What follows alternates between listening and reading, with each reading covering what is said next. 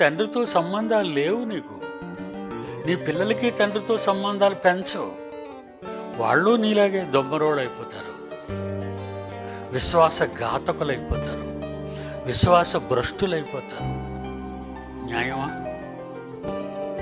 ఇది నీకు న్యాయమా? దేవుని చేత బోధింపబడవా? అపవాది చేత శోధింపబడతావా?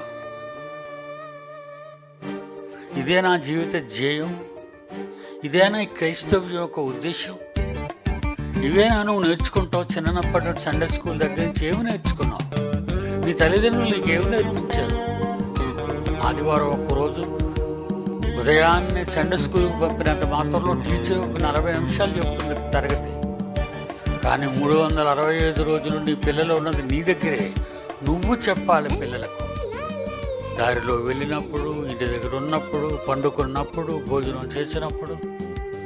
ఎన్నిసార్లు చదువుకున్నావు వాక్యం నీ పిల్లలకు చెప్పాలని? కూర్చున్నప్పుడు, లేచినప్పుడు, త్రోవ నడిచినప్పుడు, పండుకున్నప్పుడు నీ పిల్లలకు నువ్వు నేర్పించాలి.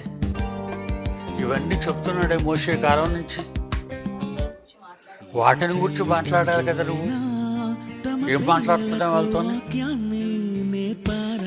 వాళ్ళ చదువుల గురించి మాట్లాడుతున్నావా? వాళ్ళ షికార్ల గురించి మాట్లాడుతున్నావా? వాళ్ళ ఊర్లు తిరగడం గురించి మాట్లాడుతున్నావా? తప్పు చేస్తున్నావు. తల్లిదండ్రులారా, తప్పు చేస్తున్నారు. వాళ్ళు మీకు దక్కరు, వాళ్ళు మీకు దక్కరు. చెప్పాను, రాసుకోండి.